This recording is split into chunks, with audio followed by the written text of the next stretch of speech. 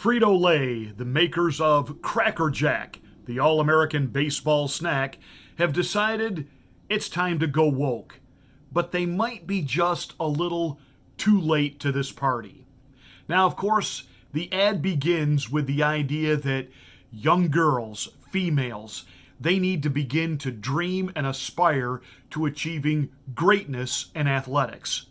No female had ever won a wrestling state championship in North Carolina until now. An 11-year-old girl is the first girl in the history of the Arlington Football Association to score a touchdown. Historic news in the sports world. The first female minor league manager in baseball history. I agree with that. I'm a father of 4, 2 of which are daughters. Both of my daughters played sports in high school. They both played volleyball. They both played basketball. My youngest daughter went on to college on a volleyball scholarship, and while she was there, she went ahead as a walk-on and tried out for the girls' softball team and made it. My kids all are into sports, love sports, and I have been a certified basketball referee for years. I have reffed a lot of girls' basketball. Now, I'm not going to get into the difference between the action in a boys' game versus the action in a girls' game. That's not what this is about. There's 2 issues that I want to raise in what Frito-Lay is doing here. We acknowledge that competitive girls' sports, I am for it. I think it is a great way for young ladies to everything from teamwork to their own self-confidence and their own ability to be able to rise above difficult circumstances and say, I can do it. The very same reasons why we encourage boys to play competitive team sports. But of course, Frito-Lay has something else in mind. They're going to go ahead and take the iconic Cracker Jack and give it a whole new name, Cracker Jill. Take me out to the ball game. Take me out to the crowd. Buy me some peanuts and Cracker Jill.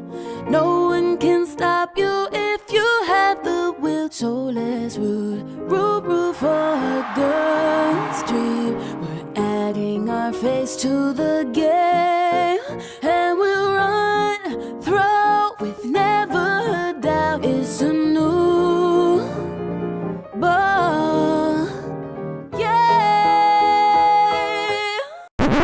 University of Pennsylvania swimmer Lia Thomas taking first place in the NCAA 500-yard freestyle. She is the first transgender athlete to be crowned NCAA champion, but not without controversy because critics say she has an unfair physical advantage over the other swimmers and should not have been allowed to compete. Now, second place went to University of Virginia swimmer Emma Wyant, who won a silver medal in last year's Tokyo Olympics. She's getting an outpouring of support on social media, with some calling her the true winner. Now, the issue that I have with this is the fact that the inventor of the product took him years to work out this whole idea of this caramel popcorn with peanuts and a secret toy surprise, and he was very close with his grandson, and his grandson died. And so the iconic little boy, the little sailor boy on the package, the whole concept of Cracker Jack was all done in the honoring of his grandson. So what we're doing now is we are taking a product, again, which has an historical significance to its name, its branding, and its packaging, and we have just decided to, quote, cancel it because we're woke and we're going to do something else. The same thing that they did to Aunt Jemima. Again, had nothing to do with an endorsement of slavery or mistreating black people. Aunt Jemima, a real person, the first African American to receive a product endorsement. She was paid in what would have been the economy of that era, the equivalence of millions of dollars today. She used that money to put many African Americans through college, through things like med school, to go on to law school. She did a lot philanthropically with the money that she made hawking a pancake batter. But of course, that's all gone. That's all been erased, all in the name of we can't have that. Then, of course, we have other products that are doing the exact same thing. And now we're going after Cracker Jack, and we're going to create Cracker Jill. And again, I have no problem in the recognition of females and what they are able to do in the sports arena. But here is where Frito-Lay has gone astray, and they're going to get some backlash from this, and not from people who are going to, quote, refuse to eat Cracker Jill because I'll only eat Cracker Jack. No, nay. They're going to get it from a certain liberal group that is going to feel that they're not making a full, proper representation. Someone should ask Frito-Lay, what about all these girls that you have featured in this commercial? There they are, watching older female athletes on TV, streaming online, and these little girls dreaming of the day they can become a champion at softball, volleyball, even swimming. When now all of a sudden, we're letting transgendered individuals come right in there and take all the records because you can't say anything because being a woman is no longer about, well, everything that it's always been about. You know, you're born with one set of parts, you're one sex, you're born with a different set of parts, you're the other sex. It was really pretty cut and dried for, the past 10,000 years of recorded human history. But now all of a sudden, a less than 1% group of the population is demanding that all that be changed, and you even have people like Dr. Fauci over at his organization and on their own website talking about there is a new evolution in progress right now, that there are fewer and fewer XX chromosomes. Therefore, we are in an evolutionary process of new genders being created. Oh, really? So this is the new narrative that's coming to us, quote, from the experts. You know, the same experts who for 2 years told us we needed to trust the experts when it came to science, yet these same scientists can't tell us what a female is. And again, you have Joe Biden out there taking victory laps over nominating the first woman of color to the U.S. Supreme Court, but even she can't define what a woman is, so what was the point? They're talking today about the fact that Joe Biden has nominated a female to be in charge of the Coast Guard, and she would be the first leader of any military branch that's a female. But again, what if some general decides that he's about to be passed over for a promotion because, a woke president decides we need to put someone in there based on their gender, and then all of a sudden he decides to become she? Because that's exactly what Lia Thomas did.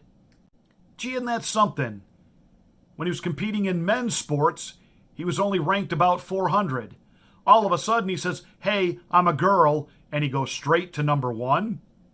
What about all of the girls that have spent a lifetime dreaming, aspiring?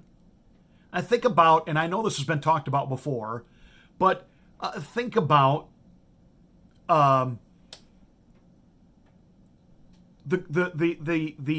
Olympian who came in second place in the NCAA finals, when in reality had Leah, William, Bill, because I'm not going to participate in this mass psychosis of delusion.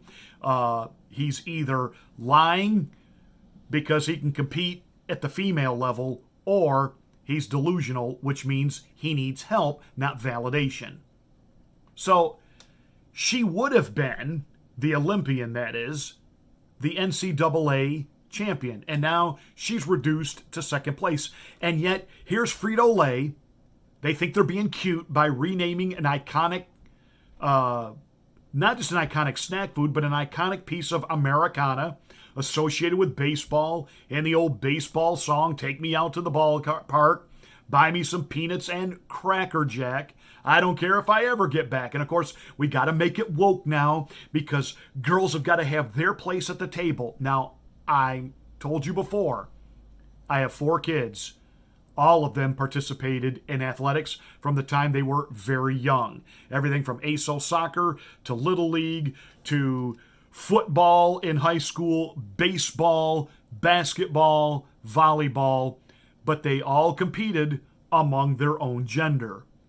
Because again, I hate to be Captain Obvious here, boys do have a physical advantage over females. And I know we've got these little woke experiments here and there where a girl gets to make the football team. The funny thing is they make the big splash and the big headlines when it first happens, and yet we never get any follow-up stories how their quote-unquote career goes after that. Oh, there might be a story or two about, the discrimination they face and they can't use the same locker room, etc., etc., etc. But we never actually hear about how's their career going. How are they doing going out there day after day after day competing? And again, not to take anything away from female athletes, but the females that cross over and going to play on the boys football team, and hey, she made a touchdown, and I guarantee you it's because the guys on the other team weren't quite sure how to play defense against her. Nobody wants to be the dude that tackles the girl into the ground and hurts her, or that you tackle her because you're doing your job and everybody after the game gives you the bizzle, how could you do that to a girl? All these mixed signals. We still got PSAs floating around out there from very famous Holly weirdos talking about you should never hit a woman. You got everybody from Oprah Winfrey to every feminist championing that lot. You cannot hit a woman. There's never a reason to hit a woman. Okay, but you're going to put girls in competitive boy sports, and when they get hurt... And by the way, where are the feminists on transgender athletes? Again, there are girls that have worked a lifetime to get to college, to compete at that level. And all of their titles, all of their awards are going to be yanked back because some dudes decided to become dudettes. Hey, feminists, I thought you were against being pushed back and oppressed by men.